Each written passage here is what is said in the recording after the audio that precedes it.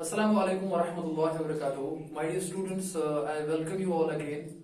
I am your chemistry tutor, Yasir sir, and this is video lecture number 15 for the class 12th, and this will be the last video lecture, preferably. Uh, we are discussing the unit aldehydes and ketones. The next section of it, that is carboxylic acids, will be discussed separately. And today's topic, today's lecture is about the Cannizzaro reaction, a very important named reaction. I have repeatedly told you that named reactions in organic chemistry are very important reactions, and all the students should write all the named reaction in a separate notebook because these are asked in the examination. And so let us discuss the today's topic. Let us discuss the today's topic, that is Cannizzaro reaction. So I'm gonna write it here, Cannizzaro reaction. तो आप भी मेरे साथ साथ लिखेंगे जहां पे आपको जरूरत पड़ेगी और बोर्ड पे फोकस करेंगे आप. देखिए, तो आज की रिएक्शन जो है आज हमारी, that is Cannizzaro reaction. Cannizzaro reaction. Cannizzaro scientist का नाम है.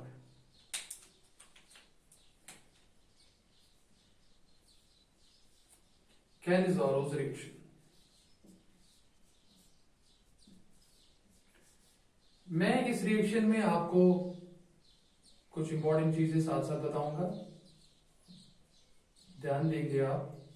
So this is Cannizzaro reaction, जो कि एक नेम्ड रिएक्शन है, वेरी इंपॉर्टेंट रिएक्शन है. तो ये आज का हमारा टॉपिक होगा, और सिंस ये इंपॉर्टेंट रिएक्शन है तो मैं यहाँ पे इसको स्टार डालता हूं. 3 स्टार्स मैंने डाले. बहुत इंपॉर्टेंट रिएक्शंस हैं और नीट जेईई एग्जामिनेशन के लिए बहुत ज्यादा इंपॉर्टेंट है. सबसे पहले इंपॉर्टेंट बात आप जो समझेंगे, that this reaction, that is the Cannizzaro reaction, it is shown bye, मैं यहां पे लिखता हूं, it is shown bye only those aldehydes. It is shown by only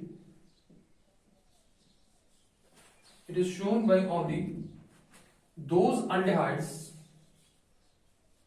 It is shown by only those aldehydes. Ketones ये नहीं दिखाते, ये बात समझ लो. It is only shown by those aldehydes. It is only shown by those aldehydes which, it is only shown by those aldehydes in which, या ऐसे मैं लिखूंगा, in which no alpha hydrogen, in which no alpha hydrogen atom is present. यानी कि ये बिल्कुल reverse है aldol condensation का. अल्डोल कंडेंसेशन वो अल्डेहाइड्स एंड कीटोन्स दिखाते थे जिनमें अल्फा हाइड्रोजन हो, प्रेजेंट हो. ये वो अल्डेहाइड्स दिखाएंगे, कीटोन्स नहीं दिखाते, जिनमें अल्फा हाइड्रोजन एटम नहीं होता है. तो जिन अल्डेहाइड्स में अल्फा हाइड्रोजन एटम नहीं होगा वही Cannizzaro रिएक्शन दिखाएंगे. मैं फिर से रिपीट कर रहा हूं इस पॉइंट को, that Cannizzaro reaction is shown by only those aldehydes in which no alpha hydrogen atom is present. For example मैं यहीं पे देता हूं एग्जांपल. फॉर एग्जाम्पल आपके पास है HCHO. प्रीवियस लेक्चर्स में भी हम इसकी बात कर चुके हैं. ये एक ऐसा अल्डेहाइड है जिसमें अल्फा कार्बन ही नहीं है. जब अल्फा कार्बन ही नहीं है तो अल्फा हाइड्रोजन ढूंढने का सवाल ही नहीं है. ठीक है ना. ये फंक्शनल ग्रुप है CHO, और फंक्शनल ग्रुप के साथ जो बिल्कुल एडजेसेंट कार्बन होता है उसी को अल्फा कार्बन कहते हैं, और उसपे जो हाइड्रोजन एटम्स होते हैं उसको अल्फा हाइड्रोजन होते हैं. तो फॉर्मल्डिहाइड में कोई अल्फा हाइड्रोजन नहीं है. रीजन क्या है? बिकॉज इसमें अल्फा कार्बन ही नहीं है, तो अल्फा हाइड्रोजन ढूंढने की जरूरत ही नहीं है. दूसरा बेंजल्डिहाइड. देखिए, ये भी मैं आपको प्रीवियस लेक्चर में बता चुका हूं. ये मान लो ये बेंजल्डिहाइड है, तो यहां पे मैं लिखता हूं CHO. देखो, तो CHO ग्रुप से अल्डेहाइड है, यानी कि फंक्शनल ग्रुप है, और इस फंक्शनल ग्रुप के साथ जो कार्बन एडजेसेंट है वो तो ये वाला है जहां पे मैं ऐसे डॉट डाल रहा हूं. लेकिन वो कार्बन ऑलरेडी 4 बॉन्ड बना चुका है, 1 2 3, और इस कार्बन के साथ एक हो गए 4, और इसका मतलब है इस कार्बन पे भी कोई हाइड्रोजन नहीं है. तो दिस इज बेंजल्डिहाइड, और बेंजल्डिहाइड में भी कोई अल्फा हाइड्रोजन नहीं होता. इस चीज को आप समझिए. तो जहां पे भी आप ये कंपाउंड्स देखेंगे आप ध्यान में रखना कि ये कैनिज़ारोस रिएक्शन दिखाएंगे। पहली बात तो Cannizzaro's reaction is shown by only those aldehydes in which no alpha hydrogen is present, which do not contain any alpha hydrogen atom.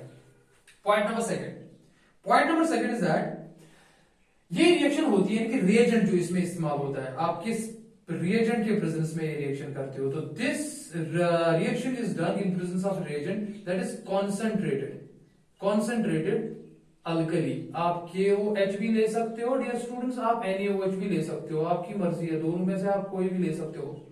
आप कहोगे नहीं सर हमारी बुक में तो KOH ही है, कोई कहेगा नहीं NaOH ही है। आपको कॉन्सेंट्रेटेड अल्कली चाहिए वो आप फिर KOH ले लो स्ट्रॉन्ग, या आप सोडियम हाइड्रोक्साइड ले लो, पोटेशियम हाइड्रोक्साइड ले लो या सोडियम हाइड्रोक्साइड ले लो, कंसंट्रेटेड मैंने यहाँ पे लिखा। और दूसरा आपको दूसरे स्टेप में यहाँ पे भी हीट करना पड़ता है। देखो अल्डोल कंडेंसेशन और इसमें क्या फर्क है, वहां पे आप कॉन्सेंट्रेटेड अल्कली की जगह एक्वस अल्कली लेते थे, सबको याद है ना, यहाँ पे कॉन्सेंट्रेटेड अल्कली लेते थे, उसमें भी हीट करते थे इसमें भी हीट करते थे। ठीक है, सबको समझ आ गया। अब देखिए तीसरी इंपॉर्टेंट बात इसमें क्या होगा, इस इंपॉर्टेंट रिएक्शन में साइमल्टेनियस, मैं ऐसे लिखूंगा, इसमें ऑक्सीडेशन एंड रिडक्शन, इसमें ऑक्सीडेशन एंड रिडक्शन साइमल्टेनियसली होती है, इसमें oxidation and reduction process simultaneous होती है।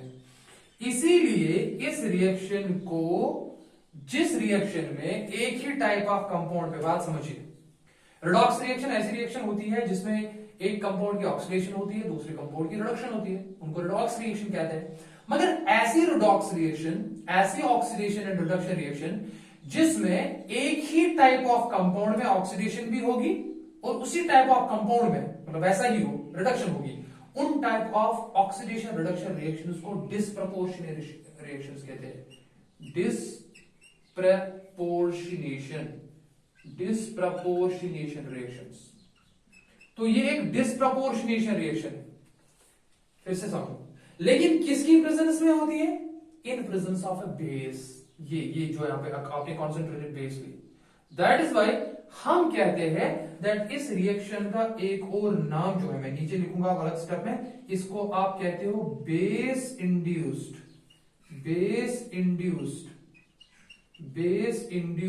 बेस की प्रेजेंस में ऐसा होता है, base induced disproportionation reaction, disproportionation, मैं समझाऊंगा एग्जांपल में सारी चीजें। बेस इंड्यूस्ड डिस्प्रपोर्शनेशन रिएक्शन है। So basically, Cannizzaro reaction is a base-induced disproportionation reaction. और लास्ट में जो इस रिएक्शन में प्रोडक्ट बनता है, इस रिएक्शन में जो प्रोडक्ट बनता है वो क्या बनता है, देखो मैं यहां पे लिखूंगा, एक तो बनता है, इसमें दो प्रोडक्ट्स बनते हैं, एक प्रोडक्ट जो इसमें बनता है वो बनता है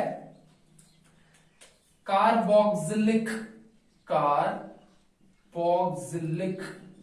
एसिड साल्ट, कार्बोक्सिलिक एसिड का साल्ट बनता है, और दूसरा प्रोडक्ट जो इसमें बनता है वो बनता है अल्कोहल।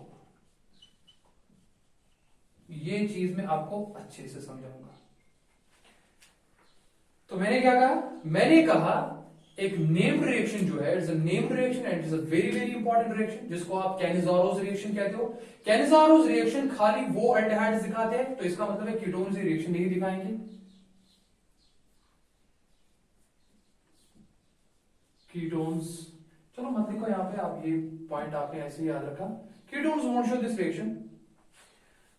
तो ओनली दोज एल्डिहाइड्स जिसमें alpha hydrogen dear students present नहीं होगा वो कैनिज़ारोस रिएक्शन दिखाएंगे, और जो एल्डिहाइड्स कैनिज़ारोस रिएक्शन दिखाएंगे वो अल्डोल कंडेंसेशन नहीं दिखाएंगे, अगर आप सेल्फ अल्डोल कंडेंसेशन की बात करेंगे। ठीक है ना। दूसरा पॉइंट, यानी कि मैंने एग्जांपल दी, जैसे फॉर्मल्डिहाइड है, इसमें कोई अल्फा हाइड्रोजन नहीं है, बेंजल्डिहाइड है, उसमें भी कोई अल्फा हाइड्रोजन नहीं है, ये अल्फा कार्बन तो है, देखिए ये अल्फा कार्बन है, यहाँ पे ये अल्फा कार्बन है, बट इस कार्बन पे हाइड्रोजन नहीं, इसलिए अल्फा हाइड्रोजन नहीं है।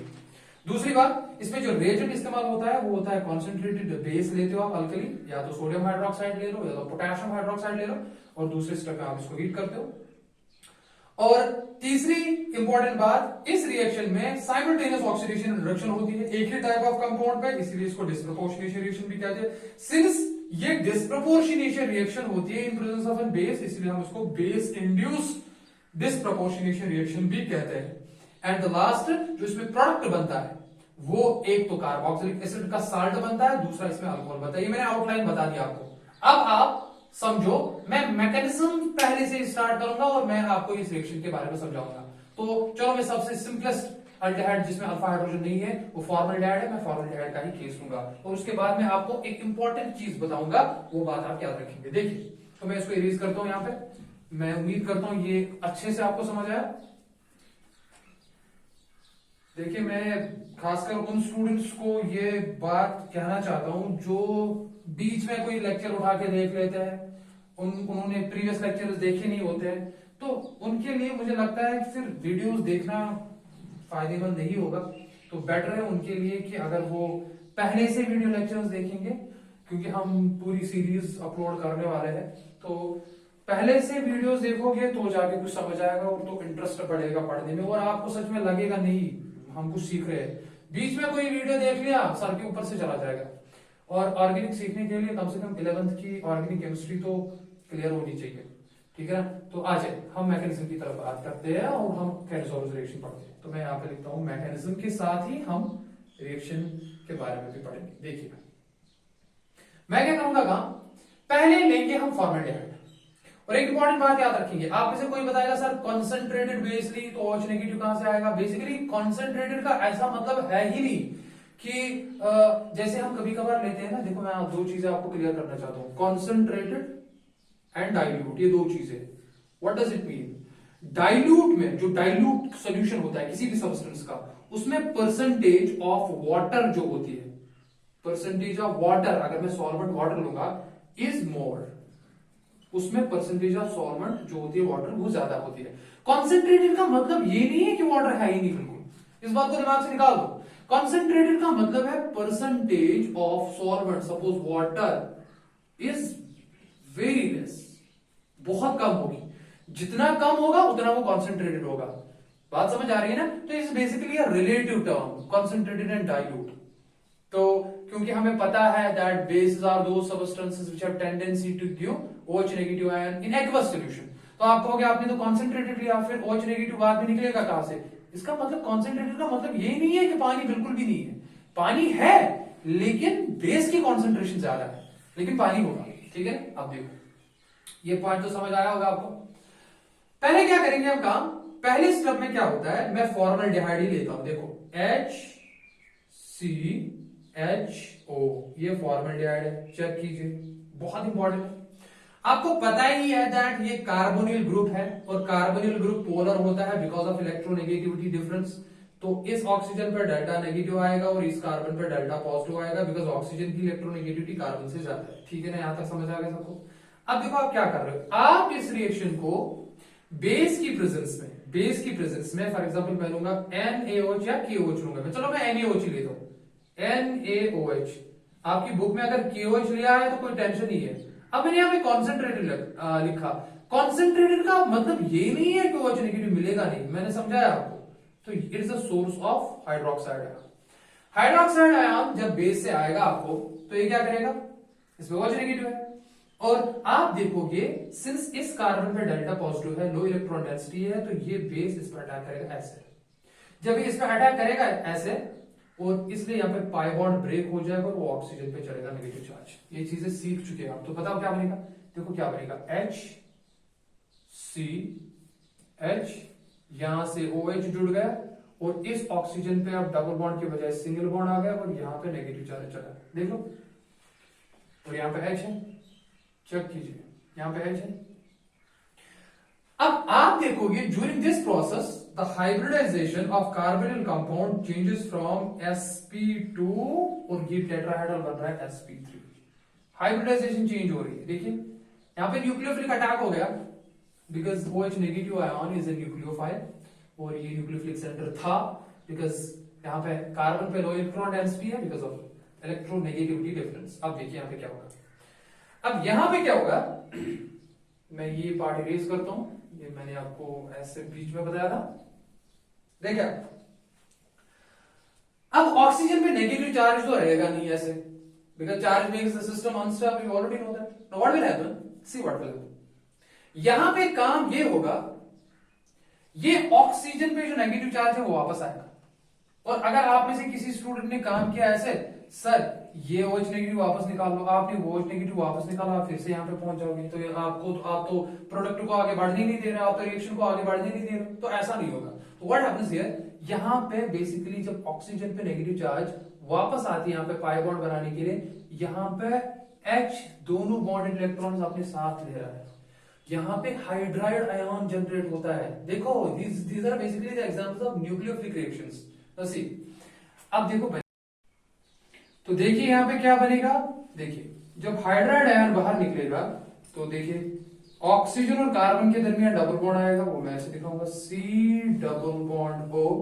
उस कार्बन में यहां से अपना हाइड्रोजन है एक, वो मैं ऐसे दिखाऊंगा, हाइड्रोजन चेक कीजिए, और OH तो रहेगा ही, देखिए OH। और यहां पे जो H ने बॉन्डेड इलेक्ट्रॉन को साथ में लिया, मैं यहां पे लिखूंगा और H नेगेटिव बाहर निकला। देखिए H नेगेटिव जब बाहर निकला तो इसको आप कहोगे हाइड्राइड आयन, हाइड्राइड आयन मैं लिखता हूं यहां पे हाइड्राइड आयन। हाइड्राइड आयन है क्या, ये न्यूक्लियोफाइल है, ये न्यूक्लियोफाइल एक्ट करेगा, दिस इज अ न्यूक्लियोफाइल। और यहां पे जो बना ऊपर से देखा ना HCOOH, ये कौन सा कंपाउंड है, COOH। जिनका ऑर्गेनिक कंपाउंड्स में ये ग्रुप प्रेजेंट होता है फंक्शनल ग्रुप, देखिए COOH ग्रुप, उनको कहते हैं कार्बोक्सिलिक एसिड्स, उनको कहते हैं कार्बोक्सिलिक एसिड्स।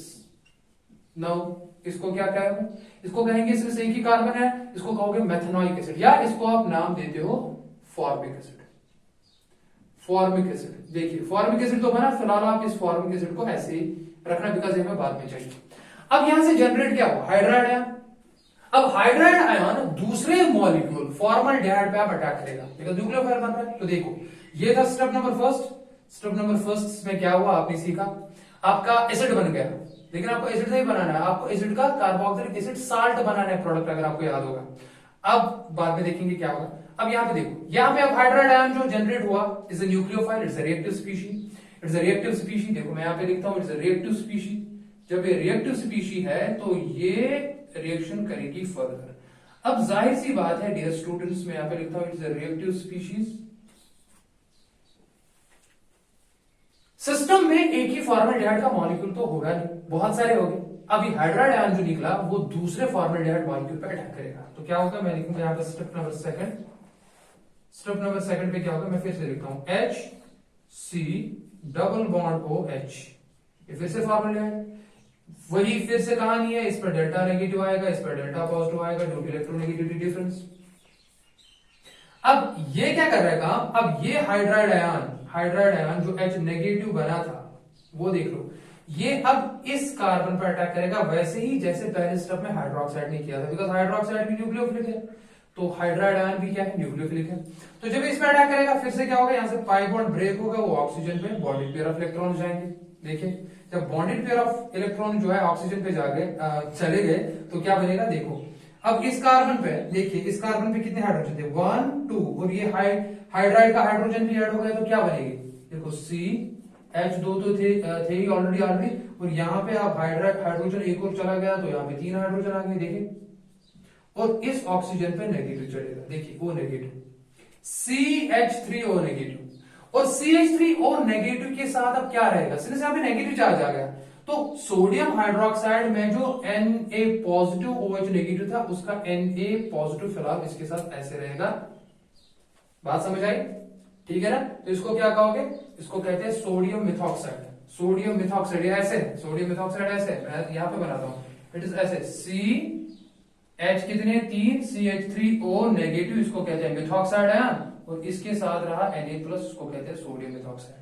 लेकिन अब देखो होगा क्या, यहां तक समझ आ गया सबको। देखो अब आपके पास जो दो प्रोडक्ट्स है, दो चीजें जो आपके पास बची वो क्या है, एक तो फॉर्मिक एसिड बचा, दूसरा जो आपका ये बना, ये देखो अब इनका क्या हो जाएगा, और यहां से भी during this addition hybridization will change from sp2 to sp3, यहां पे भी ये ट्रायनर से टेट्राहेड्रल की तरफ जाएगा।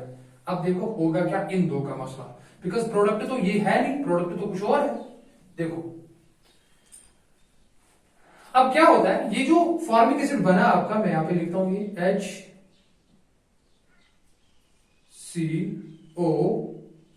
HCOOH में ऐसे लिखूंगा, और दूसरा जो इसमें बना था ये सोडियम मिथॉक्साइड, इसको कहते हैं सोडियम मिथॉक्साइड,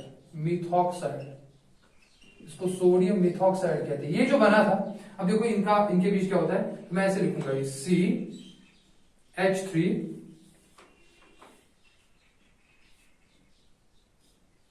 मैं ऐसे लिखता हूं CH3O, और ये मान लो Na ऐसे, Na पॉजिटिव O नेगेटिव, और यहां से 3H है ऐसे, देखिए CH3ONA, वही है CH3ONA, और ये बना फॉर्मिक एसिड। अब आपको पता है कि फॉर्मिक एसिड जो है, formic acid is an acid. Formic acid है क्या डियर स्टूडेंट्स, ये तो एसिड है, और आपको पता है acids have tendency to give H+ ion, सबको पता है, ठीक है ना। तो ये क्या देगा, ये यहां से H+ देगा। बात समझो मैं ये क्यों लिख रहा हूं, देखिए मैं आपको यहां पे साइड में समझाऊंगा, बिकॉज कुछ बुक्स में शायद ये चीजें मेंशन ना की होगी, लेकिन मैं आपको बता दूंगा। ये फॉर्मिक एसिड क्यों देगा H+, देखो क्यों देगा H+, HCOOH,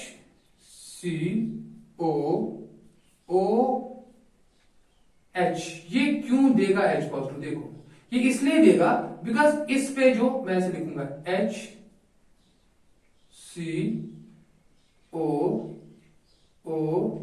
negative plus H+, देखो मैं ऐसे लिखूंगा। हालांकि ये वीक है, it will be forward backward type, तो चलो अब वो चीजें फिलहाल आप नेग्लेक्ट कर सकते हो, ठीक है। बात क्या है, सिंस ये एसिड है और आपको पता है एसिड का टेंडेंसी टू बी H+, जब इसने H+ दिया तो इसका मतलब ये बॉन्डेड इलेक्ट्रॉन्स दोनों ऑक्सीजन पे चले गए, जाहिर सी बात है, तभी तो H+ निकला। और जो दोनों बॉन्डेड इलेक्ट्रॉन जो है ऑक्सीजन पर चढ़े, उस पर क्या चढ़ा, चार्ज नेगेटिव, इसको कहते हैं फॉर्मेट आयन।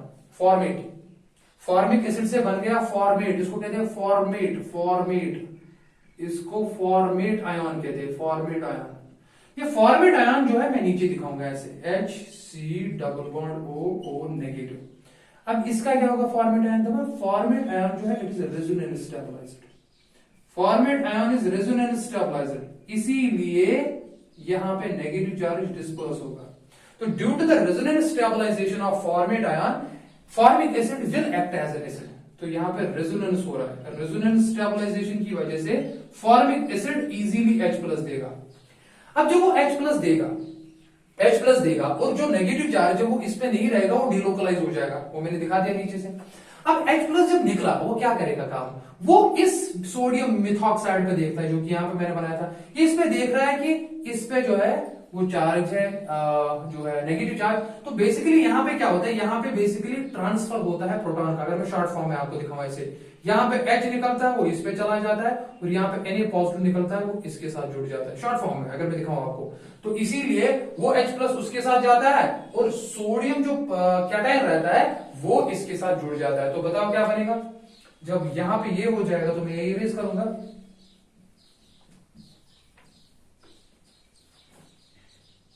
तो यहां पे क्या बनेगा, यहां पे बनेगा, यहां पे ये बनेगा। तो अब SCOOH जो है वो एसिड नहीं रहेगा बल्कि इसका साल्ट बनेगा, तो वो मैं ऐसे लिखूंगा SCOO, यहां पे मैं लिखूंगा Na पॉजिटिव, ऑफ कोर्स ये नेगेटिव होगा, ये पॉजिटिव होगा, और प्लस सिंस यहां पे प्रोटॉन ट्रांसफर हुआ तो ये बन जाएगा सीधे CH3 और O के साथ H जुड़ जाएगा, स्टूडेंट से बन गया CH3OH, सिंपल। ये बन गया सोडियम फॉर्मेट, और ये बन गया मेथनॉल। तो देखो आपका एक प्रोडक्ट बनता है कार्बोक्सिलिक एसिड साल्ट, देखो बन गया साल्ट, और दूसरा आपका अल्कोहल बनता है, तो दीज आर द प्रोडक्ट्स। अब देखो शॉर्ट ट्रिक में क्या करना है आपको, सिंपली आप कैसे याद रखेंगे, तो आपको याद रखना है, देखो मैं इरेज करता हूं, आपने लिखा होगा, चेक कीजिए।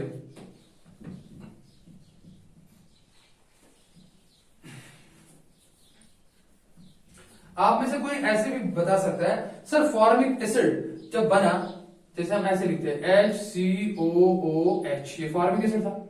और फॉर्मिक एसिड किस में था? बेसिक मीडियम में। बेसिक मीडियम में क्या होगा? बेसिक मीडियम में आपको पता है कि वहां पे क्या है, वहां पे NaOH है।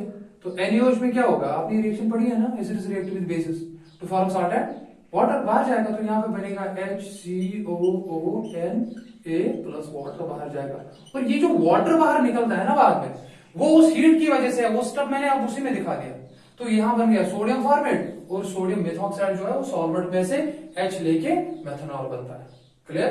अब देखिए, अब आपको क्या करना है काम शॉर्ट फॉर्म में। शॉर्ट फॉर्म में मैं आपको दिखाऊंगा क्या करना है। मैंने कितने मॉलिक्यूल्स फॉर्मल्डिहाइड के लिए? दो लिए ना। पहले एक हाइड्रोक्साइड आयन से, फिर वहां पे फॉर्मिक एसिड बना, फिर हाइड्राइड आयन जनरेट हुआ, फिर दूसरे पे अटैक करवाया। तो आपको याद रखना है, अगर आपके पास दो है, देखो SCHO प्लस HCHO, ऐसे अगर है SCHO प्लस HCHO, आप इसको ऐसे भी लिख सकते हो ट्वाइस HCHO। ऐसे लिखो या ऐसे लिखो, एक ही बात है। अगर आपको दिया गया था इन presence of sodium hydroxide concentrated या पोटेशियम हाइड्रोक्साइड मगर कॉन्सेंट्रेटेड, एंड ऑफ कोर्स बाद में आप इसको हीट करोगे तो रिएक्शन क्या होगी? जो ही आपने ये रिएक्शन देखी ना, कॉन्सेंट्रेटेड देखी तो कैंसर ऑक्सीडेशन है, डाइल्यूट देखोगे तो अल्कोहल कंडेंसेशन है। फर्क यहां पे क्या करना है काम, आपको यहां पे ऑक्सीडेशन और रिडक्शन करनी है। ऑक्सीडेशन और रिडक्शन करनी है, एक की ऑक्सीडेशन करो, दूसरे की रिडक्शन करो। देखिए मैं आपको एक सिंपल सी ट्रिक बताता हूं। चलो फिलहाल एक की करते हैं। जब इसकी ऑक्सीडेशन करेंगे ना, आपने पढ़ा है ना अल्डिहाइड्स की जब ऑक्सीडेशन होती है तो वो कार्बोक्सिलिक एसिड्स बनाते हैं, और अल्डिहाइड्स की अगर रिडक्शन होगी तो वो अल्कोहल्स बनाएंगे। ठीक है ना? तो एक का बनाओ oxidation product, that will B HCOO। हालांकि H बनता, लेकिन बेस के प्रेजेंस में उसका साल्ट बनेगा, दैट इज ONA, तो दैट विल बी नेगेटिव। और दूसरे की रिडक्शन करो, सीधी रिडक्शन। रिडक्शन क्या होती है? Addition of hydrogen, so that will be CH3OH plus CH3OH, simple product. अगर यहाँ पे डाइल्यूट होता ना, आप अल्कोहल कंडेंसेशन की बात करेंगे। मैं आपको सिंपल सी एक बात कहूंगा, अगर आपके पास ये ग्रुप है dear student, CHO group. CHO group क्या होता है? Aldehyde group. अल्डिहाइड ग्रुप में इसको कहूंगा दिस इज एन अल्डिहाइड। मान लो मैं अल्डिहाइड लिखूंगा, ये अल्डिहाइड है। अल्डिहाइड की अगर आप ऑक्सीडेशन करोगे, क्या करोगे? ऑक्सीडेशन करोगे, तो अल्डिहाइड की जब ऑक्सीडेशन करते हैं ना, तो वो COOH ग्रुप में चेंज होता है, तो कार्बोक्सिलिक एसिड। और अगर आप अल्डिहाइड की डियर स्टूडेंट्स रिडक्शन करते हो, रिडक्शन डियर स्टूडेंट्स अगर आप अल्डिहाइड की रिडक्शन करोगे तो आपका अल्कोहल ग्रुप बन जाता है। हालांकि C तो है ही उधर, इसमें मैं ऐसे लिखता हूं CH2 और OH ग्रुप में चला जाएगा। तो रिडक्शन से आप अल्कोहल की तरफ जाओगे, ऑक्सीडेशन से आप कार्बोक्सिलिक एसिड की तरफ जाओगे। देखिए, और कार्बोक्सिलिक एसिड नहीं बनेगा वहां पे, बल्कि उसका साल्ट बनेगा, बिकॉज आप बेस की प्रेजेंस में रिएक्शन कर रहे हो। इससे सिंपल क्या हो सकता है? देखिए, तो this a very simple example. मैं आपको एक और एग्जांपल देता हूं, तो उसमें हम मैकेनिज्म की बात नहीं करेंगे, हम जनरल शॉर्ट टर्म में देखेंगे। सिंपली क्या करना है, एक की ऑक्सीडेशन करवानी है, दूसरे की रिडक्शन करवानी है। सिंपली एक की ऑक्सीडेशन करोगे, दूसरे की रिडक्शन करोगे। तो देखो एक ही मॉलिक्यूल, यहां पे ऑक्सीडेशन किसकी हो रही है? फॉर्मल्डिहाइड की, और रिडक्शन भी हो रही है फॉर्मल्डिहाइड की। तो इसका मतलब है एक ही टाइप ऑफ मॉलिक्यूल पे ऑक्सीडेशन भी हो रही है और रिडक्शन भी हो रही है। इसीलिए this is an example of simultaneous oxidation and reduction reaction, जिसको आप डिस्प्रोपोर्शनेशन रिएक्शन कहते हो। क्लियर हुआ? सबको समझ आया? अब देखो एक और एग्जांपल लेता हूं मैं, बहुत सिंपल मैं लेता हूं, मैं खोल के दिखाऊंगा आपको, बेंजल्डिहाइड, बिकॉज बेंजल्डिहाइड भी रिएक्शन दिखाएगा। देखिए,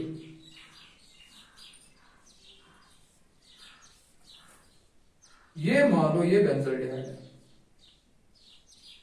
C, चलो मैं डायरेक्ट लिखता हूं CHO, और दूसरा भी मैं मॉलिक्यूल बेंजल्डिहाइड ही लूंगा, बिकॉज आपको पता है आपको दो चाहिए। अब आप में से मे भी कुछ स्टूडेंट सोच रहे होंगे, सर क्या हम एक बेंजल्डिहाइड ले सकते हैं, दूसरा लेंगे फॉर्मल्डिहाइड? हाँ ले सकते हैं, वो मैं तीसरा केस बताऊंगा। देखो क्या करेंगे काम, मान लो आप रिएक्शन कर रहे हो बेस की प्रेजेंस में, चलो इस टाइम में पोटेशियम हाइड्रोक्साइड लूंगा, KOH कॉन्सेंट्रेटेड, और आपने रिएक्शन की, आपको दूसरे स्टेप में आप हीट करोगे, हीट के से एलिमिनेट वाटर एक्स्ट्रा हो जाएगा। देखिए क्या हो जाएगा, यहाँ पे चेक कीजिए, यहां पे एक की ऑक्सीडेशन करोगे, दूसरे की रिडक्शन करोगे, दोनों सेम ही है, तो आपकी मर्जी है, एक की ऑक्सीडेशन करो दूसरे की रिडक्शन करो। देखो जब आप इसकी ऑक्सीडेशन करोगे, एक की, चलो इसकी ऑक्सीडेशन करो, तो एल्डिहाइड ग्रुप है, ये चेंज होगा to carboxylic group, carboxylic acid group, यानी कि CHO ग्रुप होगा चेंज टू COOH। लेकिन सिंस आपको खाली एसिड नहीं रखना है बल्कि साल्ट फॉर्म में दिखाना है, तो इसके H के बजाय आप K पॉजिटिव साथ में रखोगे, तो बताओ क्या बनेगा, कार्बोक्सिलिक एसिड का साल्ट बनेगा, तो वो ये है, CHO ग्रुप चेंज होगा टू COOH, लेकिन H के बजाय सिंस साल्ट है तो मैं यहां पे लिखूंगा K। देखो प्लस दूसरे की होगी रिडक्शन, तो जाहिर सी बात है अल्डिहाइड CHO ग्रुप, ये देखो CHO ग्रुप की आपको रिडक्शन करनी है, रिडक्शन जब करोगे तो CHO ग्रुप होगा चेंज टू CH2OH, तो बताओ दूसरा प्रोडक्ट क्या बनेगा, दैट विल बी दिस,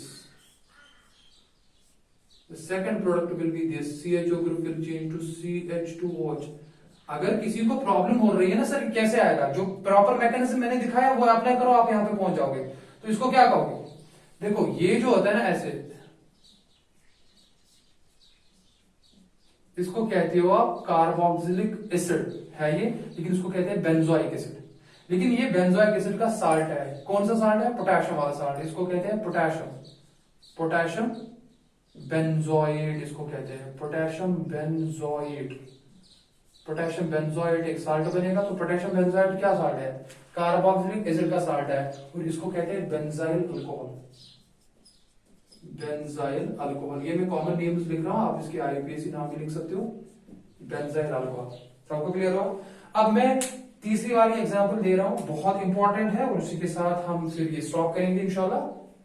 और एक चीज है जो मैं बताऊंगा, और उसके बाद हम ये फिनिश करेंगे, मतलब विल स्टॉप हो गया, और आपके लिए मैं होमवर्क भी रखूंगा, वो आप घर पे करेंगे। केस नंबर थर्ड क्या है सर, अब अगर एक और इंपॉर्टेंट बात सुनो, अगर आप कैनिज़ोरोस रिएक्शन कर रहे हो between the two similar types of aldehydes, and उसके लिए आपको बात याद रखनी है कि उनमें अल्फा हाइड्रोजन प्रेजेंट नहीं होना चाहिए, उस टाइप ऑफ कैनिज़ोरो रिएक्शन को सेल्फ कैनिज़ोरोस रिएक्शन भी कहते हैं। सेल्फ कैनिज़ोरोस रिएक्शन क्यों, सेल्फ कैनिज़ोरोस रिएक्शन इसलिए बिकॉज दोनों मॉलिक्यूल जो है वो उसमें सेम है।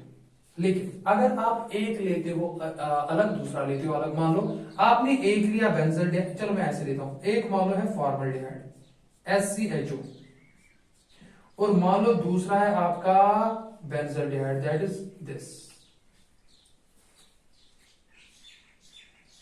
देखिए चेक कीजिए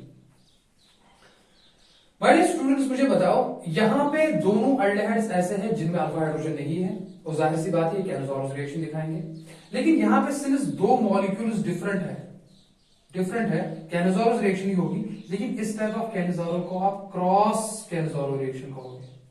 यहां पे क्रॉस कैनिज़ोरो रिएक्शन होगी, क्रॉस कैनिज़ोरोस रिएक्शन, ये बात तो आप ध्यान में रखो। दूसरी बात, अब आप यहां पे देखो, यहां पे मसला है सर, हम रिडक्शन किसकी करेंगे और ऑक्सीडेशन किसकी करेंगे, ये चीज आपको यहां पे सीखनी है। आप रिडक्शन किसकी करोगे और आप ऑक्सीडेशन किसकी करोगे। देखिए पहली बात, मैं ऊपर वाला ये पोर्शन रेज करता हूं बिकॉज ये आपने पढ़ा होगा, ये आपने लिखा होगा अच्छे से, देखो समझना। अगर आप मैकेनिज्म पे फिर से आओगे, पहले स्टेप में क्या होता था, बेस में OH नेगेटिव जो होती थी वो अटैक करती थी किस पे, वो अटैक करती थी कार्बोनिल वाले कार्बन पे। चेक करो, आपके पास दो है, यहां पे मैं ऊपर दिखाऊंगा, मैं आपको ये चीज क्लियर कराऊंगा। एक तो आपके पास बेंजल्डिहाइड ये है,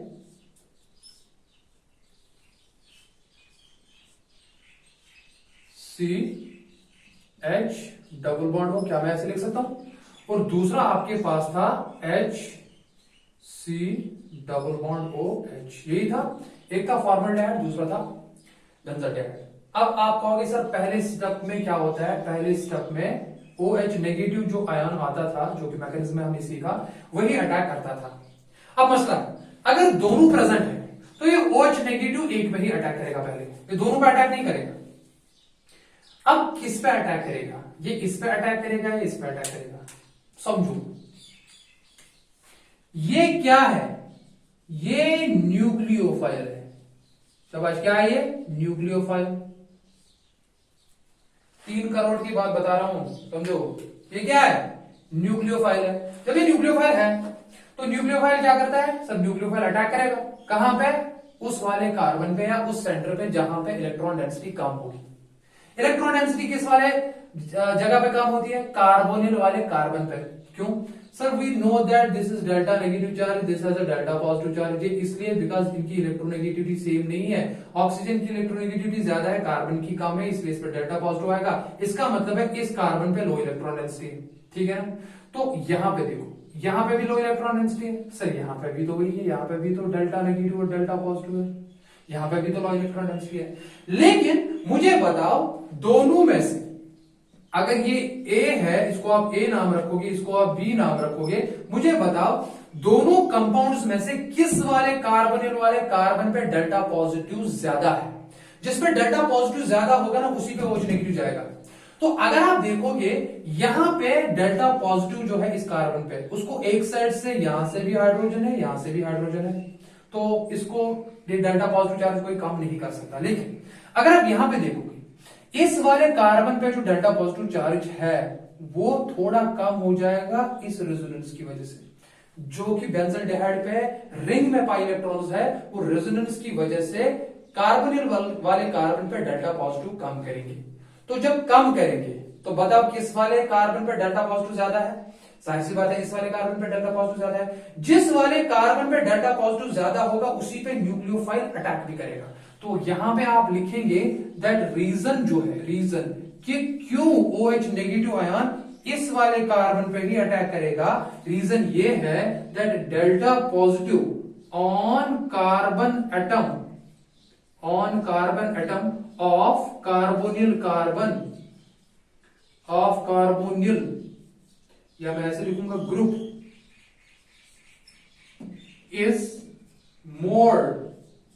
is more delta positive in compound, is more positive in compound A than in compound B।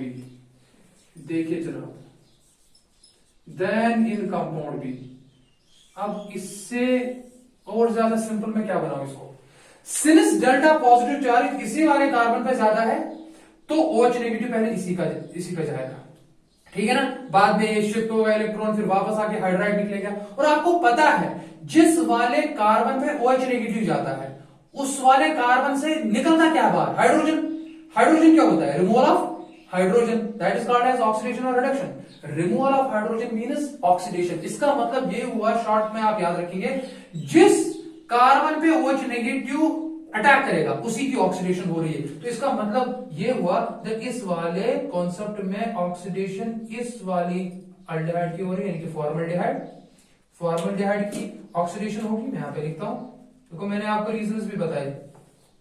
Oxidation क्या? बिकॉज इसमें हाइड्राइड आयन फिर बाद में रिमूव होगा, इसी पे OH नेगेटिव जाएगा, तो इसी का क्या बनेगा? Oxidation product. तो क्या बनेगा? इसी का बनेगा HCOO।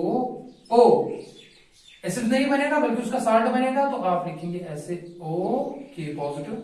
एंड जो दूसरा होगा उसका क्या बनेगा? अगर इसकी ऑक्सीडेशन हुई तो बताओ इसकी क्या होगी डियर स्टूडेंट्स? इसकी तो रिडक्शन हो जाएगी। जब इसकी रिडक्शन हो जाएगी तो यहाँ पे इसका अल्कोहल बनेगा। तो क्या बनेगा? Alcohol, that is benzyl alcohol. CHO group change होगा, रिडक्शन होगी, वो तो OH ग्रुप में चला जाएगा, दैट विल बी CH2OH। तो यहाँ पे बन गया इसका बेंजाइल अल्कोहल। देखिए अब इससे ज्यादा क्या सिंपल बनाऊं? तो ये बन गया potassium salt of this is potassium format, इसको कहेंगे बेंजाइल अल्कोहल। तो ये आपको याद रखना है कि अगर डिफरेंट होगा तो उसमें ऑक्सीडेशन किसकी होगी और रिडक्शन किसकी होगी, वो मैंने आपको समझाया। ऑक्सीडेशन उसी वाले कार्बोनिल ग्रुप की करना जिसमें डेल्टा पॉजिटिव ज्यादा हो, तो वो आपको मैंने समझा दिया यहाँ पे। ठीक है, सबको क्लियर हुआ? तो सिंस यहाँ पे दो डिफरेंट टाइप्स ऑफ अल्डिहाइड्स है और ऑफ कोर्स दोनों में अल्फा हाइड्रोजन नहीं है, तो कैनज़ारोस रिएक्शन ही होगी। But since aldehydes are of different type, therefore this is called as cross Canizarose reaction। अब लास्ट रिएक्शन में दिखाता हूं, वो डिफरेंट रिएक्शन है, तो उसी के साथ we are going to finish this part of unit, that is aldehydes and ketones। then we are going to discuss separately, that is carboxylic acid। उसके लिए हम अलग से लेक्चर्स अपलोड करेंगे। तो कहना क्या है मुझे एक और क्लास ऑफ कंपाउंड्स रिएक्शंस जो है वो डिस्कस की जाती है इस रिएक्शन में, दैट इज इलेक्ट्रोफिलिक। इलेक्ट्रोफिलिक ये चीजें आपने पढ़ी है क्लास 11th में भी। Electrophilic aromatic, electrophilic aromatic substitution. जब मैंने इलेक्ट्रोफिलिक एरोमेटिक सब्स्टिट्यूशन कहा तो आपको याद रखना है यहां पे मैं एरोमेटिक कंपाउंड्स की बात कर रहा हूं, बिकॉज एरोमेटिक आ गया ना, तो यहां पे ये रिएक्शन कौन से कंपाउंड्स दिखाएंगे? एरोमेटिक एल्डिहाइड्स या एरोमेटिक कीटोन्स, एरोमेटिक एल्डिहाइड्स या एरोमेटिक कीटोन्स। जाहिर सी बात है। चलो मैं एक सिंपल एग्जांपल देता हूं और उसके बाद में बाकी चीजें आप घर में खुद ही करोगे, बहुत सिंपल है। मान लो मेरे पास है एक aromatic aldehyde and that is this. चलो मान लो ये CHO, ये क्या है? सबको पता है ये बेंजल्डिहाइड है, ये बेंजल्डिहाइड है। And you all know that benzaldehyde में कौन सा ग्रुप है एज फंक्शनल ग्रुप? इसमें जो फंक्शनल ग्रुप है वो है CHO ग्रुप, सबको पता है। और CHO ग्रुप आपको पता है ये ग्रुप जो है ये है इलेक्ट्रॉन शाबाश रिलीजिंग है कि इलेक्ट्रॉन विड्रॉइंग? ये इलेक्ट्रॉन विड्रॉइंग ग्रुप्स है। देखो ये बेसिक्स है, ये है इलेक्ट्रॉन विड्रॉइंग ग्रुप। और आपको पता है इलेक्ट्रॉन विड्रॉइंग ग्रुप्स जो होते हैं they withdraw the electron density from ortho and para positions, लेकिन they don't have any effect on the electron density at meta position. तो व्हाट विल हैपन? अगर हम इसकी इलेक्ट्रोफिलिक एरोमेटिक सब्स्टिट्यूशन कर रहे हैं, मान लो मैं इसकी क्या कर रहा हूं? नाइट्रेशन कर रहा हूं मैं। नाइट्रेशन में आप किस में करते हैं? कॉन्सेंट्रेटेड HNO3 प्लस H2SO4 इसी में करते हो आप। ये लेक्चर जाके देख लीजिए 11th में, ये पढ़े हमने। और इसमें इलेक्ट्रोफाइल जो जनरेट होता है वो NO2 पॉजिटिव होता है, जिसको आप नाइट्रोनियम आयन कहते हो, ठीक है ना। तो ये इलेक्ट्रोफाइल इस पर अटैक करेगा। Since electron withdrawing group is attached to benzene, अब ये किस पे जाएगा? ये आर्थो पे जाएगा, ये पैरा पे जाएगा या ये मेटा पे जाएगा? तो माय डियर स्टूडेंट्स यहाँ पे आर्थो पे और पैरा पोजीशन पे इलेक्ट्रॉन डेंसिटी बहुत कम होगी, बिकॉज इलेक्ट्रॉन विड्रॉइंग ग्रुप है। रेजोनेंस की वजह से आप रेजोनेटिंग स्ट्रक्चर्स बनाइए, हमने हजारों बार बनाए हैं वो, तो उसकी वजह से आर्थो एंड पैरा पोजीशन पे इलेक्ट्रॉन डेंसिटी कम होगी और मेटा पोजीशन पे कोई इफेक्ट नहीं पड़ेगा। तो इसका मतलब ये है जो इलेक्ट्रोफाइल जाएगा वो मेटा पोजीशन पे ही जाएगा। तो इसका मतलब यहाँ पे जो प्रोडक्ट बनेगा ना, यहाँ पे प्रोडक्ट मेटा डेरिवेटिव बनेगा। यहाँ पे प्रोडक्ट जो है वो मेटा डेरिवेटिव ही बनेगा। वो ऐसे आपको दिखाना है, यहां से दिखाइए या वहां से दिखाइए। तो चलो मैं यहां से दिखाता हूं। तो ये आपका प्रोडक्ट बनेगा। क्यों? रीजन ये है ड्यू टू इलेक्ट्रॉन, में यहां पे लिखता हूं रीजन। चलो रीजन इसमें क्या है? Due two electron withdrawing, E/W electron withdrawing effect, due to electron withdrawing effect of CHO group, due to electron withdrawing effect of CHO group, electron density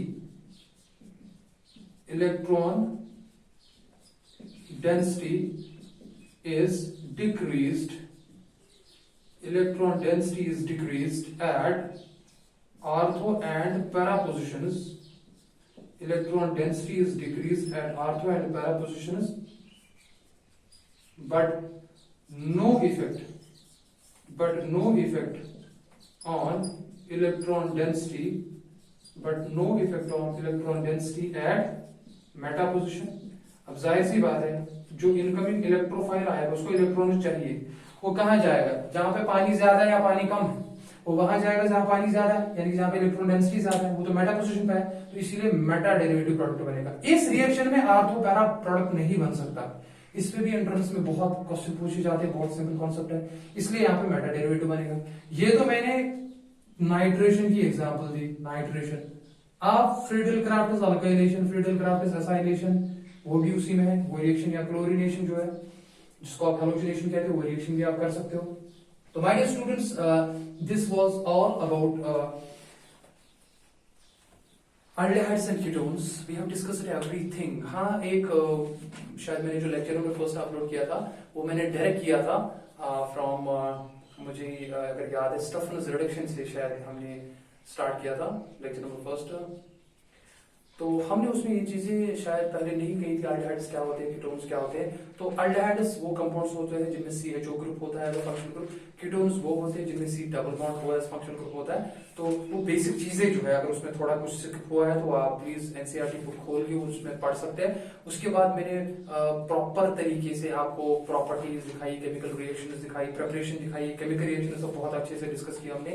तो इसी के साथ हमारा जो introduction, chemical reactions, physical properties, chemical reactions, the most important of aldehydes and ketones. We have discussed them and everything is completed in this context. तो इसके बाद जो इस यूनिट का एक और सब पोर्शन बचता है, that is carboxylic acids. एक सेपरेट यूनिट के तौर पर मैं वो आपको पढ़ाऊंगा। उसमें जितने भी लेक्चर्स लगेंगे तो मैं पढ़ाने की कोशिश करूंगा। आपके लिए होमवर्क ये है दैट आप इन सब नेम्ड रिएक्शंस की जो है वो प्रैक्टिस करेंगे। जितनी भी नेम्ड रिएक्शंस मैंने आपको दिखाई उनकी आप प्रैक्टिस करेंगे। और प्रैक्टिस के साथ साथ NCERT इंपॉर्टेंट, जिनको नीट क्वालिफाई करना है ना, मैं बता रहा हूं आपको, NCERT खासकर NCERT बुक जो है आपकी, कम से कम अगर ज्यादा नहीं करोगे तो उसमें जो एग्जाम्पल्स है वो एग्जाम्पल्स प्लीज सॉल्व करो। अगर वो एग्जाम्पल्स आपको सॉल्व करनी आ रही है ना, इसका मतलब आपने यूनिट पढ़ा है, आपको उसको समझ आया। अगर आपको क्वेश्चन सामने देख के सर के ऊपर से चला जा रहा है तो the things won't work there. And I am telling every student वो है दैट प्लीज आप किसी भी टीचर के पास पढ़ो, कोई भी सब्जेक्ट पढ़ो, किसी भी यूनिट के लिए लेक्चर्स फ्रॉम द स्टार्ट देखोगे ना तो चीजें क्लियर होगी, तो इंटरेस्ट बढ़ेगा, तो सारे लेक्चर्स देखोगे और रिकॉर्ड भी करोगे और नोट डाउन भी करोगे। अगर आपने बीच में लेक्चर देखा, फिर छोड़ा, फिर नहीं देखा, तो फिर आप नुकसान में हो, उससे कुछ नहीं होगा। तो आज हमने एल्डिहाइड्स एंड कीटोन्स चैप्टर जो है, हाफ चैप्टर, वो कंप्लीट किया है। इंशाल्लाह carboxylic acids we will discuss inshallah.